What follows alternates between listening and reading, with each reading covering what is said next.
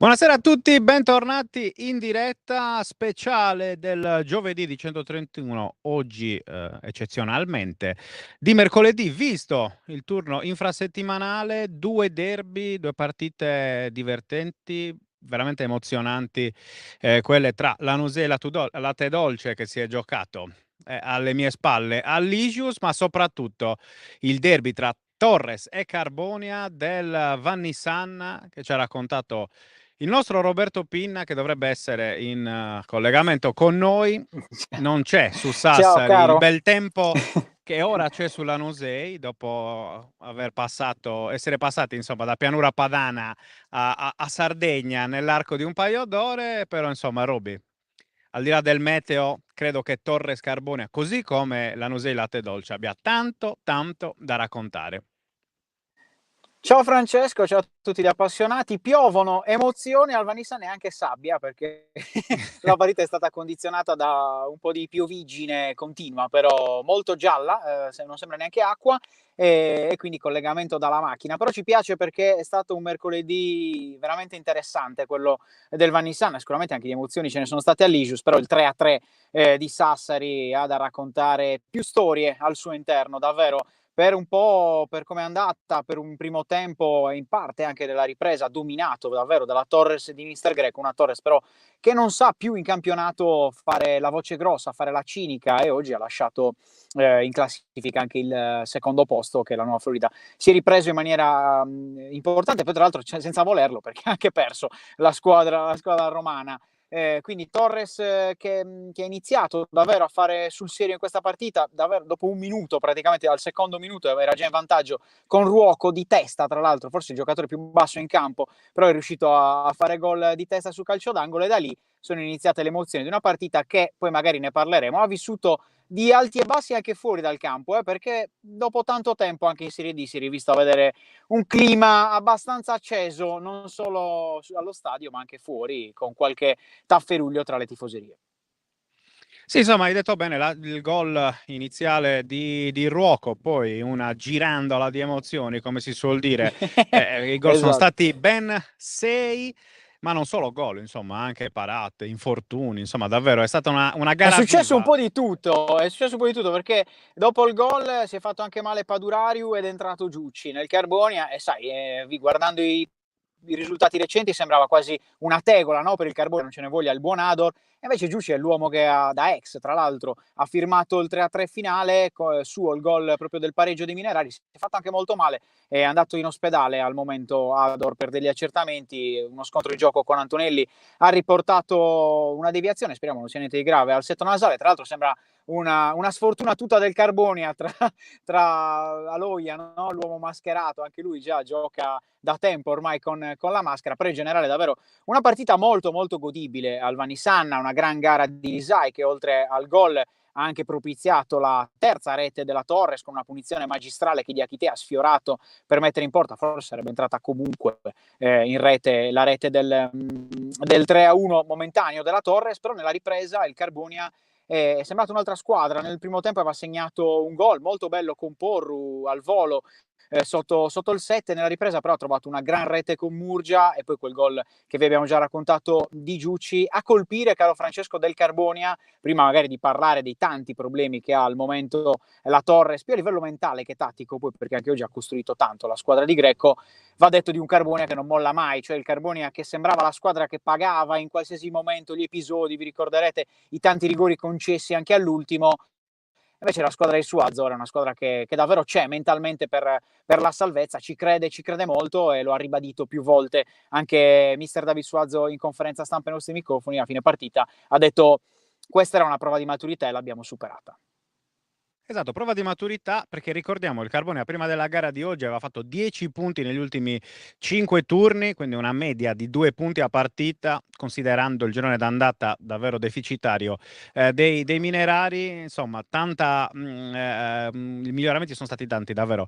Per quanto riguarda la squadra di Suazo, che oggi è andata a prendersi i punti in un campo tradizionalmente complicato per chiunque, insomma, come il Sì. Vanisanna, e tra l'altro con questo punto continua a tenere super viva, passami questo termine poco giornalistico, però davvero questa lotta a salvezza che anche alle Sì. nostre spalle, insomma sul campo alle nostre spalle, qui all'Igius ha vissuto un altro importante capitolo, quindi con la vittoria di misura 1-0 della Nusei sul latte dolce grazie al gol di la Zazzera, un Monterotondo che dopo aver battuto il latte dolce sabato, l'abbiamo raccontato nell'esordio di Mauro Giorico sulla panchina del latte dolce, ha vinto anche oggi in casa contro la Nuova Florida, insomma seconda forza del campionato, davvero ovunque direi, questo girone G in qualunque tipo di zona, no? In Sì, testa, al qualcuno centro e in forse coda. qualcuno pensava che fosse già finita il discorso salvezza. Pensiamo al Carbonia di un mese fa o di 2 mesi fa, proprio destinato, sembrava ormai al ritorno in eccellenza, e invece è un gran colpo di coda da più di una squadra che lotta per non retrocedere. Anche sicuramente la vittoria di oggi della Nusei pesa. Questa è una classifica di diretta che non tiene conto del punto di penalizzazione del Carbonia, quindi Sì. la Nusei al momento è anche sopra un punto rispetto ai minerari, però è una lotta davvero aperta. Certo, il Monterotondo con le 3 vittorie di fila, le vediamo in grafica, sta dando uno strappo importante, quindi non sarà semplice tenere a bada una squadra romana che sfido chiunque a definirla così pronta per la salvezza. Fino a qualche mese fa sembravano davvero destinati comunque anche loro a giocarsi al massimo un posto tra le ultime dei playout, e invece vogliono riaprire ogni discorso. Quindi secondo me sarà un bel campionato fino alla fine, sia in coda che ovviamente nella zona playoff, perché ormai il Giuliano è dritto destinato al saldo tra i professionisti. Sì, tra l'altro, insomma, parlando ancora, e chiudiamo il discorso sul Monterotondo, ha un qualcosa che forse non hanno le altre squadre, quelle che stanno sotto, quantomeno, ovvero un bomber che davvero fa la differenza, che è Swiderkowski. Lo abbiamo visto giocare a Usini, Robby, Sì, sabato scorso, insomma, è probabilmente un giocatore da altri livelli della Serie D, forse non da lotta a salvezza. sì, Comunque, torniamo assolutamente. a bomba a parlare di questo Torres Carbonia. Forse la cosa che preoccupa di più è il doppio recupero, diciamo così. Cioè la Torre stava vincendo 3-1 a un certo punto Sì, col gol di sì. Diakité. Io personalmente, che mentre finivo di curare il live di Lanusei Latte Dolce, ho pensato, vabbè, insomma, adesso è arrivato il 3-1, doppio vantaggio, la Torres l'ha chiusa. E invece no. No, invece no, tra l'altro la Torre secondo me proprio a livello mentale, e poi ascolteremo Greco, ha un po' sbagliato tutto in questa gara, perché è partita con il gol subito, no? L'1-0 è arrivato davvero alla primissima azione, ci hanno provato, hanno trovato l'angolo, dall'angolo è nato il gol dell'1-0. Quando il Carbonia la stava riaprendo con il 2-1 di Porru, ha fatto un errore Idrissi in uscita, ha concesso la punizione, da lì è nata il 3-1.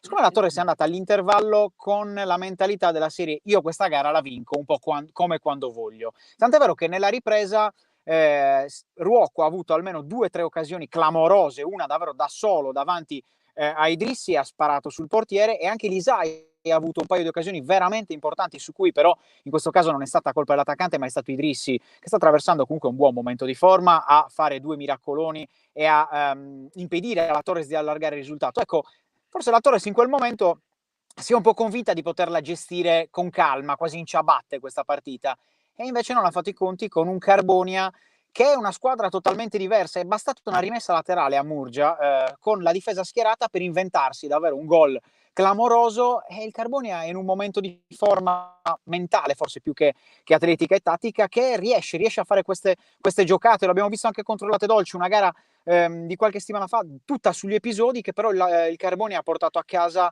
vincendo proprio gli episodi della sfida. È una squadra che ora riesce a fare punti con 2 o 3 occasioni, mentre magari nella prima parte di questo campionato gliene servivano 20 per fare un gol. Ora è un'altra squadra, al contrario alla Torre servono 100 occasioni da gol per fare 4 gol, e quindi questo non può essere normale. L'altro aspetto, se vogliamo, un po' negativo sicuramente per oggi la Torres, che la Torres 3 gol difficilmente li concede, e concederli contro comunque una delle ultime in classifica vincendo 3-1 è sicuramente un campanello d'allarme, soprattutto per i modi in cui sono arrivati, e credo che sia l'aspetto su cui Greco proverà a battere un po' di più in settimana. La frase che mi è rimasta di più della conferenza stampa di Greco, non so se poi abbiamo anche già mandato le sue parole sul sito, secondo me è proprio quella da titolo, è che con un'altra testa saremo primi in questo campionato. È comunque un messaggio importante lanciato ai suoi giocatori. Sì, un messaggio importante. Tra l'altro, oggi la Torres aveva la difesa titolare, perché manco a Eh sì, dire sì, sì, sì, sì. che Sì, no, ha sai, le giocato assenze che Gurini, ci può stare.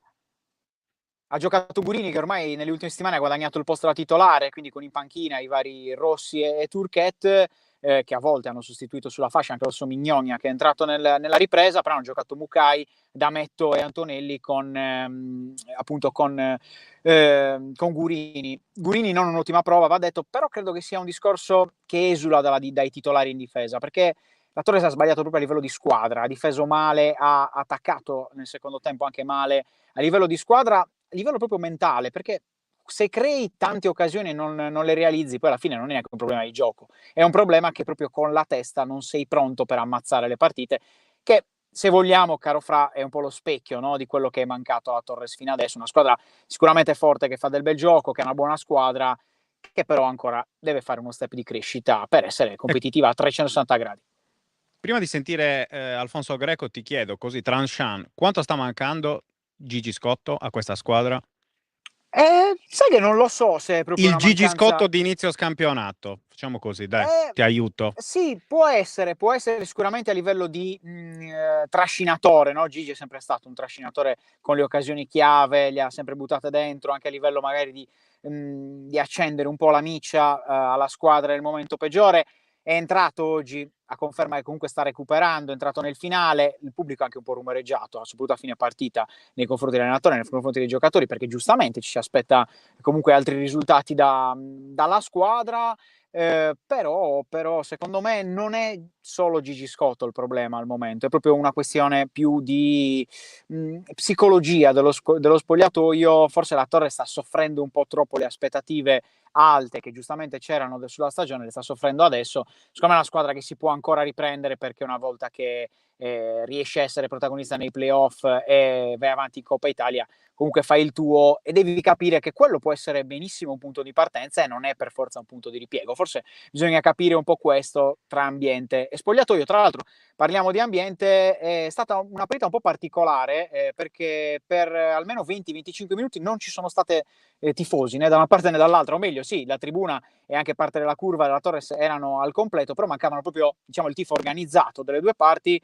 Sono stati dei botti, dei petardi al tentativo di accesso allo stadio dei tifosi del Carbonia, scortati ovviamente con un pulmino e con le forze dell'ordine allo stadio, e poi c'è stato un po' di battibecco tra le due curve. Si vociferava a fine partita anche di un contatto che sarebbe stato tra alcuni supporter da una parte e dall'altra in centro città. Lo verificheremo ovviamente, però comunque sia stata una partita da un clima molto molto sentito tra due piazze che ovviamente storicamente sicuramente non si amano, e anche un po', se vogliamo, se non si arriva a trascendere per quanto riguarda lo sfottò in campo, è stato anche bello vedere due squadre di Serie D fare un derby comunque sentito e caldo. Poi deve rimanere ovviamente nel terreno di gioco.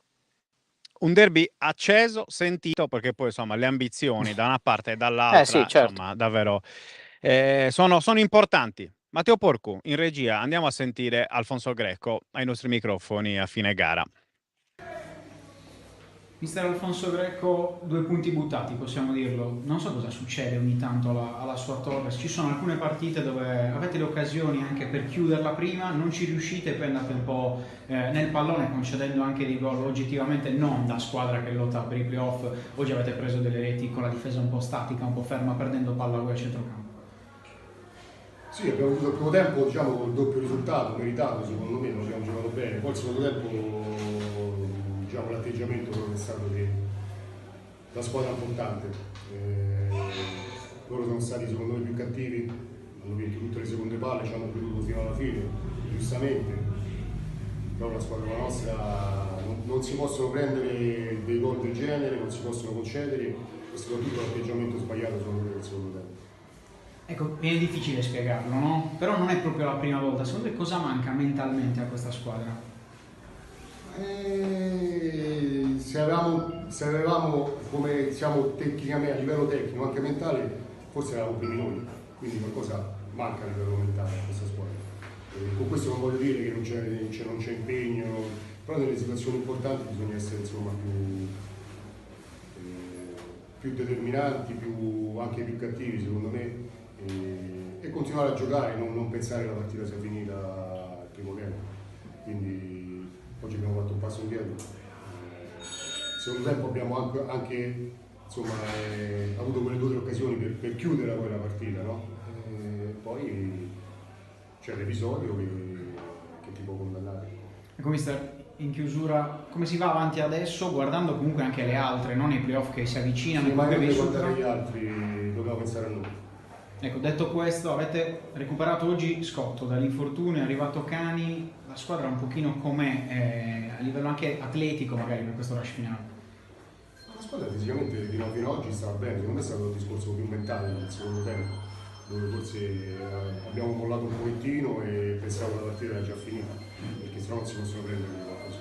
Un po' più di attenzione, la partita si portava un po'. Ecco Roby, abbiamo sentito le parole di Alfonso Greco, Sì, insomma sì, sì. Alfonso Greco abbastanza, insomma, non dico scoraggiato, però insomma sicuramente molto molto deluso da come è andata la partita. Credo che anche l'incipit non possiamo concedere gol così. Una squadra come la nostra, anzi, non può concedere gol così, perché insomma Ha la ragione, frase è 2 gol. diversa. Quindi.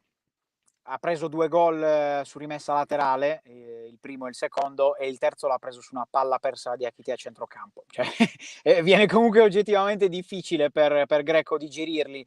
Questi gol, secondo me, l'aspetto molto importante al di là del passo indietro, e sono sicuro che questo sia un passo indietro a livello proprio di spirito per la Torres, il risultato di oggi. La frase più importante secondo me è quando il mister dice se avessimo avuto la stessa mentalità della nostra tecnica al momento saremmo stati primi, perché è un concetto su cui la Torre secondo me deve riflettere molto per crescere. A volte l'autocritica, no? Serve a un gruppo comunque forte per trovare lo spunto per migliorare. Credo che questo sia il focus principale centrato dal tecnico romano. Vedremo, insomma, Casa Torres, anzi, quali tipi di eventuali scossoni avrà Sì, questa sì. partita. Ovviamente immagino che dentro lo spogliatoio, insomma, domani ci sarà una riunione abbastanza infuocata dopo il risultato di oggi, dopo anche magari, insomma, i tanti errori commessi, E anche perché commessi c'è oggi, al di là del risultato. una trasferta all'orizzonte non facilissima, a Muravera. Esatto, stavo proprio per dire quello, perché domenica, insomma, la Torres, a proposito di derby sentiti, Esatto. insomma, Muravera Torres, l'anno scorso fu una partita di un'importanza capitale per i rossoblù, perché proprio al Comunale, Sì. nell'ultima giornata, la squadra ancora all'epoca di proprietà di Salvatore Secchi, con Mauro Giorico in panchina, si salvò all'ultimo momento, insomma, con un gran gol dello spagnolo Diego Alvarez, detto Prosi, che insomma servì per mantenere la Serie D per il rossoblù. Poi da lì, mi dirai Roby, è passata tanta acqua sotto i ponti di Sassari nel frattempo, però insomma domenica vi racconteremo anche questa sfida. Poi mercoledì, perché giustamente in casa Torres mica ci si può rilassare, Riposato. c'è il Esatto. recupero di un altro grande derby, insomma, forse il derby a livello di ambizioni delle ultime settimane, ovvero quello contro la Razzachena, che si doveva giocare sabato, ma per le positività degli Smeraldini è stato spostato a mercoledì 6 aprile, per cui insomma settimana prossima sarà davvero un altro banco di prova molto importante, forse più che per il discorso classifica, anche per capire davvero a livello mentale e psicologico, come diceva Alfonso Greco, come sarà quale sarà la risposta della Torres. Poi stiamo Sì, vedendo, sì. insomma, la Torres tornerà al Vanissana per sfidare il Gladiator, poi ancora di mercoledì contro la Visartena e poi il 20 in Coppa Italia contro lo Scandicci. Chiudiamo, Roby, il capitolo Torres e finiamo di raccontare il capitolo Carbonia, perché insomma l'abbiamo già Sì. detto abbondantemente, però insomma davvero un altro risultato utile, non più a sorpresa, perché oramai davvero sembra davvero, parlando a livello di psicologia e di mentalità, che il nuovo Carbonia di David Suaz abbia fatto quel click mentale che serviva a una squadra comunque talentuosa, che giocava bene, che però si perdeva, no? In un bicchiere d'acqua, praticamente lo ha fatto in tantissime partite che vi abbiamo raccontato, evidentemente nell'ultimo periodo. Chissà se davvero poi anche il fattore Zoboli da questo punto di vista sia servito, cioè il tornare a casa, tornare davanti al proprio pubblico, Sai, insomma, ha a aiutato.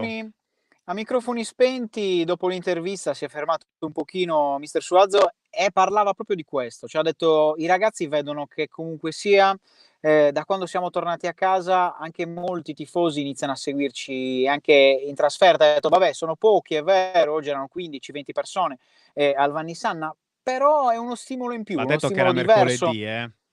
Sì, a parte che era mercoledì, però comunque sia in generale, stanno cercando da Carbonia sempre di esserci in ogni modo, anche alle trasferte esterne, comunque sia della squadra mineraria, e la squadra lo ha recepito molto, questa vicinanza della città da quando è tornata allo Zoboli. Sicuramente ha aiutato. Se guardiamo i risultati, a livello proprio mentale, il rientro a casa ha aiutato la squadra. 4 risultati utili consecutivi nelle ultime, neanche nell'ultimo mese, nelle ultime 2 o 3 settimane non li fai a caso.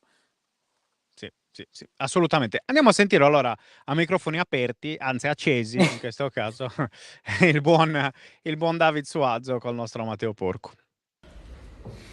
Mister Suazo, quarto risultato utile consecutivo, un pari importante per come è arrivato, perché questo Carbonia non muore mai, lo ha dimostrato anche oggi al Vannissanna. Cosa è scattato? Scattato che ragazzi, sai, il calcio è un po' particolare. A volte si rispetta troppo magari la posizione di classifica e il budget di altre squadre e anche non volendo un po' di soggezione te la crea. Poi noi avevamo tanti ragazzi giovani e come una squadra così importante ci sta che un po' di paura ti venga. Però è quello che ho parlato con i ragazzi, 3-1 nel primo tempo, gli ho detto va bene tutto, ma se non ci crediamo e se non vinciamo le seconde palloni, ovvio che loro possono vincere. E quello, è scattato un po' la voglia e l'orgoglio e la voglia del lavoro che si sta facendo, no? Perché le ultime partite sono stati in crescendo e quella è la cosa fondamentale. Chi entra, chi subentra, hanno quella voglia di apportare e oggi, nonostante una grande squadra, abbiamo raggiunto un obiettivo per noi importante che ci dà anche molta morale, perché questo ci vuol dire che possiamo andare ovunque e almeno essere un po' scaltri, no? Provare, tanto è quello il nostro obiettivo, provare, perché dobbiamo pensare a noi, perché la posizione di classifica ci dice pensate a voi e ogni risultato deve essere nostro. E oggi era importante perché era una partita di maturità e come è venuto si vede che i ragazzi ci credono, perché contro una grande squadra così raggiungere un 3-3 era molto difficile, però sono sempre creduto per il lavoro che si sta facendo, per la consapevolezza e perché a volte bisogna essere un po', come dice Scatto. Ecco, insomma, abbiamo Eh sentito sì, anche consapevolezza è David. la parola giusta.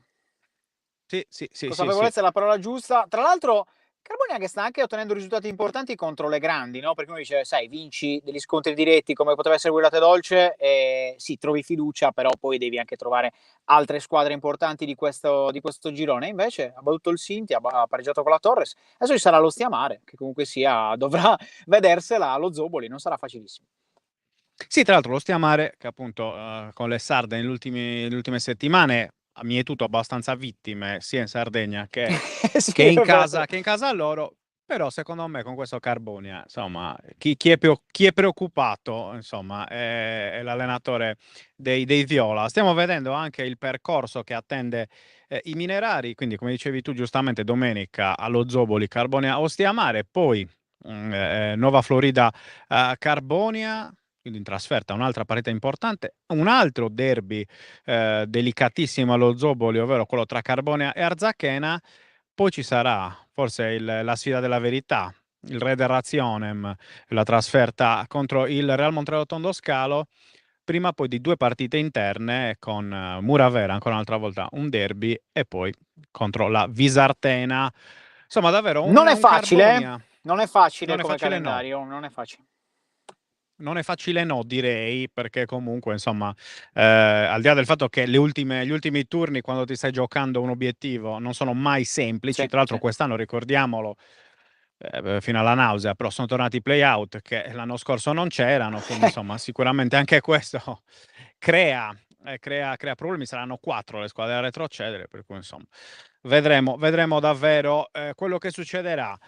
Restando in clima salvezza, perché insomma il gran punto del Carbonia insomma continua a tenere viva questa lotta per la permanenza in Serie D, però va detto che anche alle mie spalle insomma è andato in scena, come dicevamo prima, un altro importante capitolo della corsa salvezza.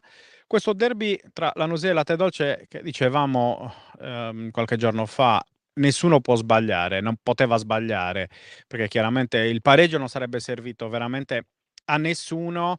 Bene, ha vinto il Lanusei 1-0, abbiamo detto, gol decisivo di Capitan Alessio Lazazzera con un colpo di testa in mischia su calcio d'angolo proprio in questa porta. Alle mie spalle al 52esimo minuto. Va detta una cosa, Robby, il risultato è assolutamente meritato perché la Lanusei ha davvero giocato molto bene. Il risultato forse sta anche stretto ai padroni di casa, perché se avessero vinto 2 o 3-0, nessuno credo che avrebbe potuto recriminare. Va detto che però, insomma, il Latte Dolce in porta ha un assoluto fuoriclasse per questa categoria che si chiama Werder Carboni. Insomma, davvero, almeno 4 interventi decisivi del portiere stassarese che ha impedito alla Lanusei di poter allargare il risultato. Ti dico, l'approccio degli Ogliastrini è stato davvero quello giusto fin dall'inizio, cioè palo di Masia al terzo minuto su punizione, un minuto prima grande parata di Carboni su D'Alessandris su punizione, per cui insomma davvero una grande prova per il Lanusei. Invece per quanto riguarda il Latte Dolce, insomma male, tutto male. La mano di Mauro Giorico non si vede. Andiamo a sentire subito Oberdan Biagioni che ha parlato, insomma ha rotto eccezionalmente il silenzio stampa, non per la vittoria ma perché c'eravamo noi, questo va detto, e lo ringraziamo lui e Lanusei insomma per aver rotto il silenzio stampa, così come Mauro Giorico sabato, anche Oberdan Biagioni oggi. Sentiamo la nata della Lanusei. Roberto Biagioni, ripartiamo da quello che vi stava dicendo entrando in sala stampa, non abbiamo fatto ancora niente, però intanto oggi era necessario vincere, avete vinto 3 punti che valgono il doppio e soprattutto è soddisfatto della prestazione di suoi ragazzi. Giustamente il risultato è più importante di tutto oggi. Sono soddisfatto perché non è facile dopo delle sconfitte consecutive, soprattutto la classifica, una partita che devi vincere per forza, come anche loro. Il Quattro ha fatto un ottimo primo tempo, ha creato diverse occasioni da gol. Siamo andati in vantaggio, poi un pizzico di paura che non ci permette di giocare con la serenità che possiamo avere. Però speriamo che da oggi comincia un trend completamente diverso. Faccio i complimenti ai ragazzi perché non è facile presentarsi così in un momento così delicato con quelle difficoltà che abbiamo avuto nelle ultime partite. Anche se poi oggi abbiamo avuto un pizzico di attenzione in più nella fase difensiva dove ultimamente avevamo regalato qualche gol. Ecco, ha detto bene, attenzione in fase difensiva, ma proprio l'approccio, cioè, insomma avete approcciato alla grande la gara, al primo tempo l'ha detto lei quasi perfetto probabilmente, forse un altro gol sarebbe stato meritato.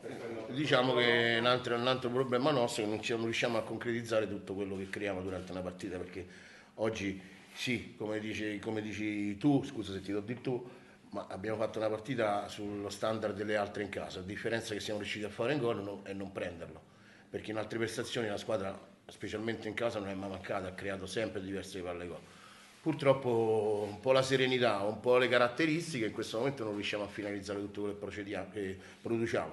Però, come hai detto tu, l'approccio, la voglia di fare risultato non era facile, invece devo fare i complimenti alla squadra perché è stata una squadra diciamo sotto il profilo caratteriale di uomini, hanno avuto dei risultati e l'hanno ottenuto. In primo momento essere belli, nella seconda parte essere concreti e questo ci può portare lontano. Tra l'altro, migliore in campo il portiere del Latte Dolce, il vostro portiere praticamente non ha fatto una parata in tutta la gara, insomma che questo dà la dimostrazione di come la Lanusei oggi abbia aggredito.